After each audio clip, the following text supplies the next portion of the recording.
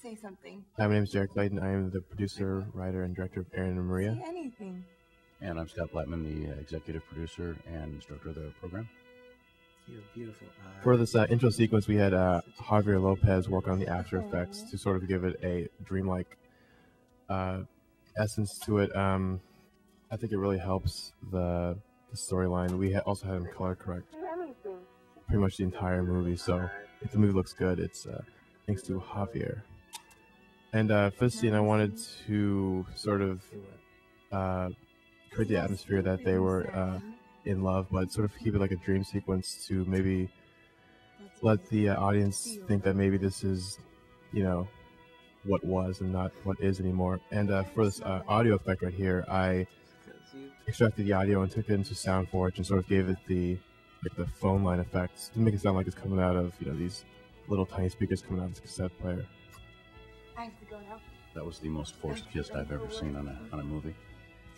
He was pretty forced. Ben's a very forceful man. These pillows were courtesy of Ikea. What happened to our love? From Spain. Why must it? And I just wanted a general, you know, easy opening credit scene, something like along the lines of like Woody Allen. This scene was like no jazz in the background, you know, no Cole Porter, but you know. It's interesting.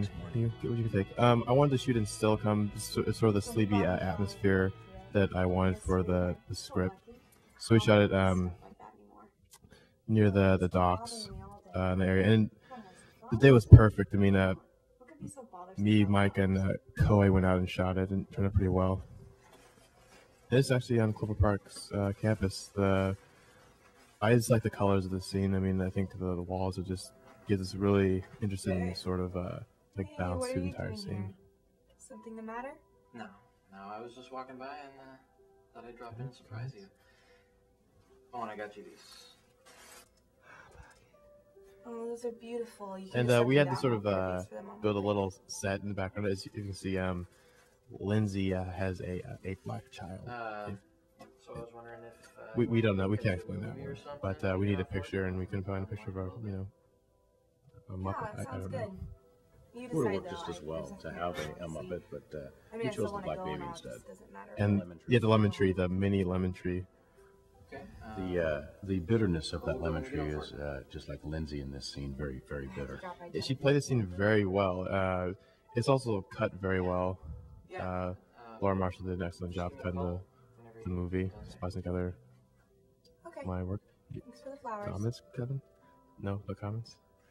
I just love that reaction shot. Just sort of him sort of sucking up his pride and sort of leaving the scene. It worked very well. Have you and Aaron been having problems? Now, this scene was funny. This was the first day of shooting, whatever, and I told Scott that I want to shoot against the window. I could just see the look on his face. He's like, son of... He was not liking it. This is actually at his house. As you can see, it's really blasted out in the background. It's really hot in the background. And the funny part about this scene was... it was my fault. I failed to instruct the audio technician to move with her. So if you listen to the audio really closely, when she goes to her left, the audio sort of muffles a little bit. It's just one of the few things you learn on the set of a movie once you get into post. And we didn't have a chance to overdub audio, so we had to get what we got. Everyone thinks that we're the perfect couple, but we're not. We're really not. In a learning experience like this, I think when you take things that you see, you don't think about it until you see it on video to what it actually looks like, and that's what we learned a lot during this process. And also, if you notice, if you're watching on a television screen, you'll notice it has a slight jitter to it because we had the shutter at 1/60th. We're trying to, because we shot in 24, we tried to match the 24 look, and it was only after the movie that we figured out that 24 PA was what we were supposed to be shooting it in. So I think I should have shot myself in the foot for that one. But under the time constraints we had, we looked at the footage and we were like, oh, this looks pretty good. This looks decent enough, you know? And we just went with it because we were sort of under the gun because we were about halfway through the quarter. We needed a project to do. And we just, you know, went with it. Yeah, it was fun. The whole movie was shot in 2 location days. And for a student project, that's pretty good to only be shooting for 2 days, and then another day of pickup shots. Yeah, that's fine. I like the sun pillows. I think it adds to the atmosphere. But in this scene, Ben's as much of a butthead as Lindsay was in the last scene. And there's a lot of scenes that should have been shot. Unfortunately, we didn't have time to shoot those scenes. This scene was actually done in 20 minutes. This was the most effective scene that we shot, and it turned out to probably be one of the best scenes that we shot. We were under the gun. We had to be out of there so that the audio technician for Mokumu could get in and rig up audio for open mic night. So we had 20 minutes to get in and out, and we did it. Lighting, shooting, everything, and a lot of this is just done with one light and shiny board. Are you really? Yeah, we had our lighting technicians. I think Cricket was holding the bounce card on this one, and he did a hell of a job. Good for me and all, but because that thing gets pretty heavy after a while, and 20 minutes straight, it's not the funnest job in the world, but he did it. And the salad that Ben is eating now was actually about 4 hours old by the time that he started eating this, and he did actually eat salad. Yeah, and I believe it's in some of the outtakes. He actually takes a bite of it and it's just relishing in how good it tastes. It must have been. It's actually frozen too. They popped it in the freezer because we had to come back later, and Ben's definitely a trooper there. Sure, you can try and mix it up. You might go for ranch one day. We should have probably explained too, Lindsay at the time of this is a high school student at Gig Harbor High School, and Ben is a student at Clover Park in the 3D program. No acting experience at all with Ben. Ben's just a natural. We've shot with him throughout the first year that we've been in this program, and he's always up for a challenge, and he's the type of person who stays up until 3 a.m. to remember his lines. And it was just marvelous having him in the production. I'm sorry, Lindsay went to Peninsula High School in Gig Harbor. What are you talking about?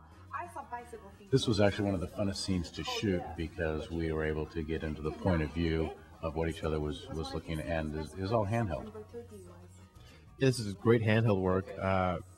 You're shooting most of this stuff.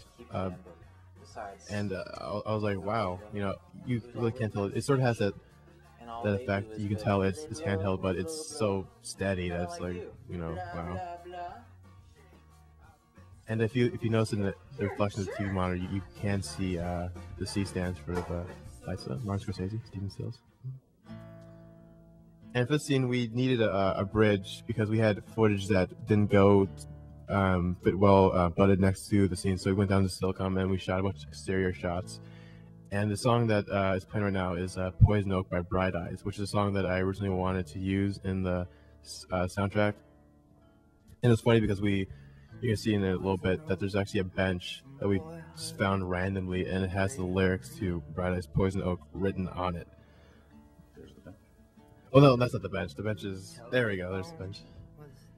And I mean, that was just like luck. All the person needs to learn how to spell, but other than that, it turned out to be a pretty good day shooting. And Mike sort of improvised most of these shots. They're beautiful shots. And Kohei was doing some of the shots as well. I believe this was the last shot of the first day.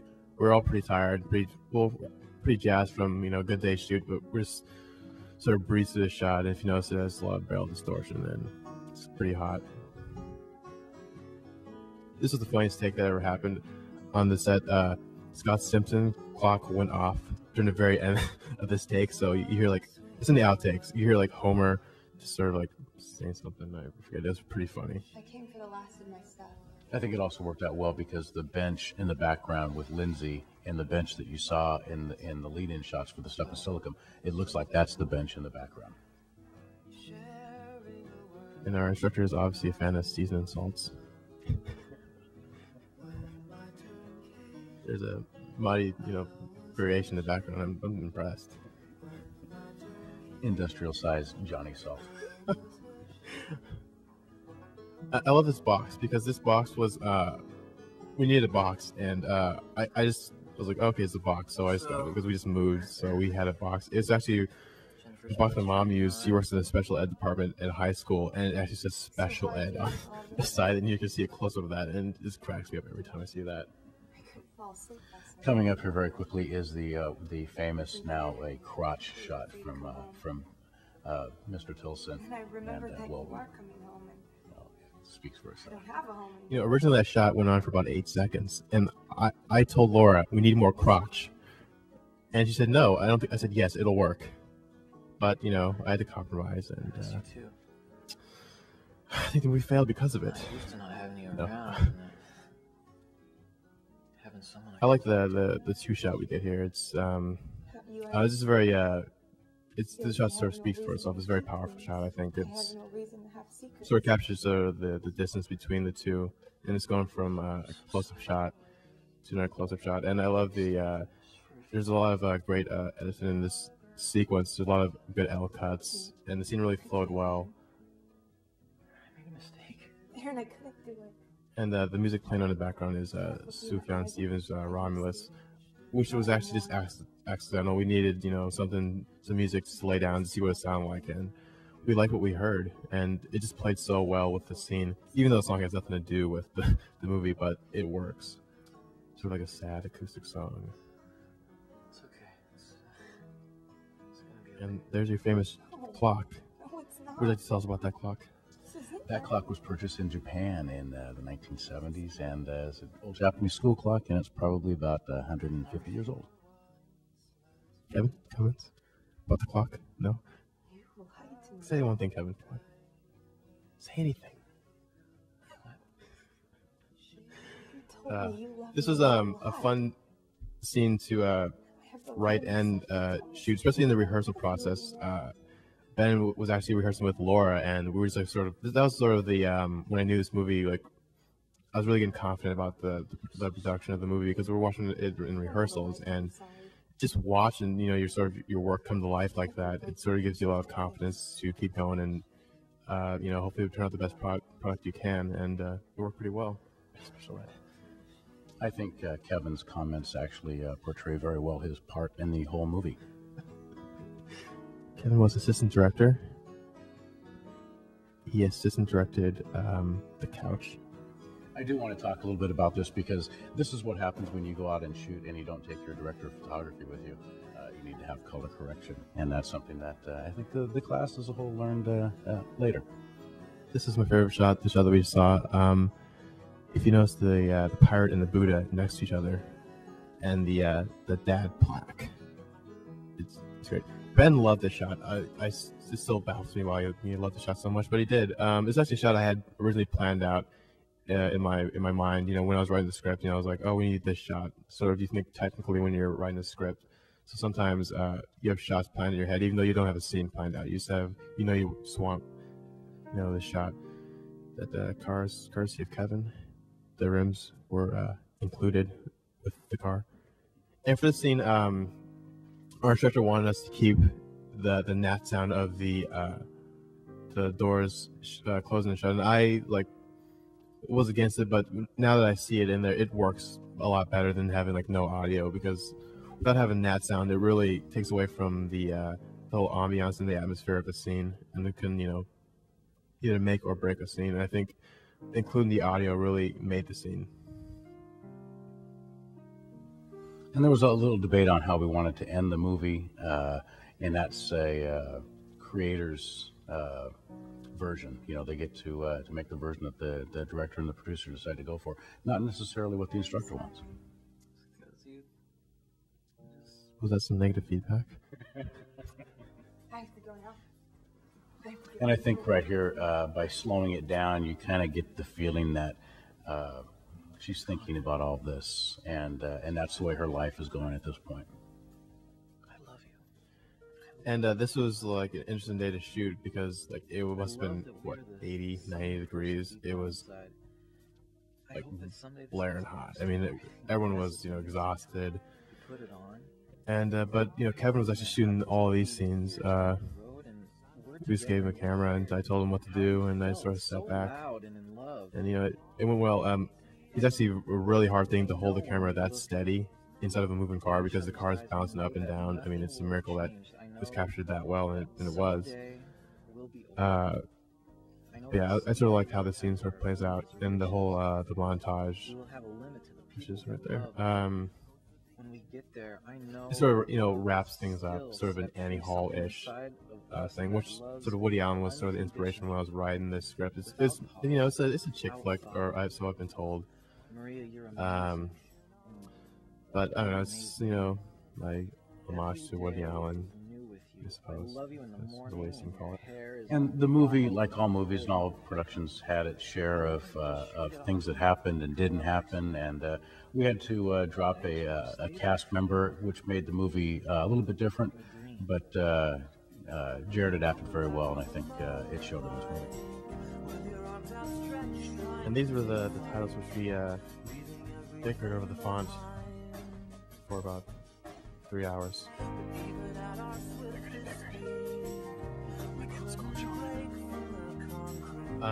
But yeah, when we saw these credits on the big screen, so we screened it at a movie theater. I mean, it looks just like a movie. I mean, maybe the font is perfect size. And yeah, actually, we're gonna show like all the songs used in the movie. There's about 8 songs used, or six or 8 songs. I went for an indie soundtrack. There's a lot of independent music. There's Bright Eyes, there's Broken Self-Esteem. What else? There's Death Cab, which is actually the choice. Kevin wanted Death Cab. I was like, okay, why not? And I told Kevin, you know what's better than having Death Cab close for your free movie? And that's seeing them backstage. Yeah. That's what now, Kevin. That's on backstage right now. For most of these people in the credits, it is their first involvement in a movie at all. They haven't done any movie production. And most of the people did an outstanding job on this, especially those coming up right now. And Soraya was someone who was in one of the scenes that had to be cut. We gave her a credit anyways because I think she deserved it because she remembered her lines more than the professional actor who could not. So we gave her a credit. And we got, yes, I was pointing at some of the titles, little lurid titles.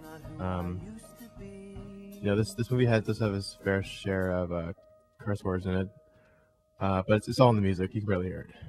It's not a problem. We hope you enjoyed it. We had fun making it.